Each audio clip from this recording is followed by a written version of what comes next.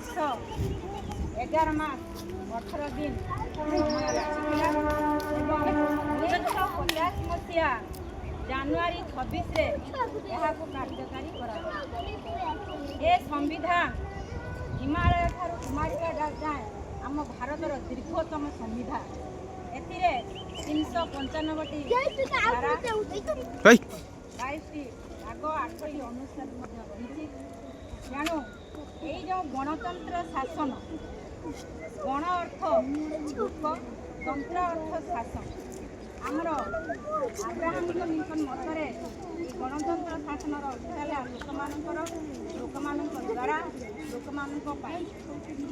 ତେଣୁ ଆମେ ଯେଦିନ ଏହି ସାଧାରଣତନ୍ତ୍ର ଦିବସ ପାଳନ କଲୁ, ସେହିଦିନ ଠାରୁ ଆମର ସମ୍ବିଧାନ ଆଇନ ଆମେ ଗୋଟେ ନୀତି ନିୟମରେ ବାନ୍ଧିଲୁ ଏବଂ ଆବାଳ ବୃଦ୍ଧ ବନିତା ଠାରୁ ଆରମ୍ଭ କରି ସମସ୍ତେ ଏହି ସାଧାରଣତନ୍ତ୍ର ରାଷ୍ଟ୍ର ଗଠନ କରିବାର ସମସ୍ତଙ୍କର ଆମର ଭୂମିକା ରହିଛି ଏବଂ ଆମର ସବୁ କ୍ଷେତ୍ରରେ ଶିକ୍ଷା, ସ୍ୱାସ୍ଥ୍ୟ, ଗମନାଗମନ, ପରିବେଶ ସବୁ କ୍ଷେତ୍ରରେ ଆମେ ବୈପ୍ଳବିକ ପରିବର୍ତ୍ତନ ଆମର ହୋଇଛି। ଏ ଦେଶରୁ ଦୁଃଖ, ଦାରିଦ୍ର୍ୟ, ଅସ୍ପୃଶ୍ୟତା ଭଳି ତାହା ମଧ୍ୟ ଦୂରୀକରଣ ହୋଇଛି ଏବଂ ଆଜି ଆମେ AI ଏବଂ କମ୍ପ୍ୟୁଟର ଯୁଗରେ ଆମର ବହୁ ପ୍ରକାର ପରିବର୍ତ୍ତନ ଘଟିଛି।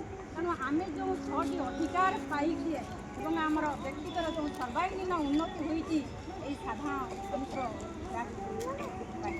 ତେଣୁ ଆମର ବି ମଧ୍ୟ କିଛି କର୍ତ୍ତବ୍ୟ ରହିଛି ଯେ ଆମେ ଏ ଜାତୀୟ ସମ୍ପତ୍ତିକୁ ସୁରକ୍ଷା ଦେବା, ଆମ ଦେଶକୁ ଏକତା ମଧ୍ୟରେ ବାନ୍ଧି ରଖିବା ଏବଂ ଆମେ ଏହି ତ୍ରିରଙ୍ଗା ପତାକା ତଳେ ଆଜି ଶପଥ ନେବା ଯେ ଆମ ଦେଶକୁ ସାମ୍ୟ, ମୈତ୍ରୀ, ଶାନ୍ତିରେ ବାନ୍ଧି ରଖିବା ସହିତ ଆମ ଦେଶ ଏକ ସାର୍ବଭୌମ ସାଧାରଣତନ୍ତ୍ର ଗଣତାନ୍ତ୍ରିକ ରାଜ୍ୟରେ ପରିଣତ।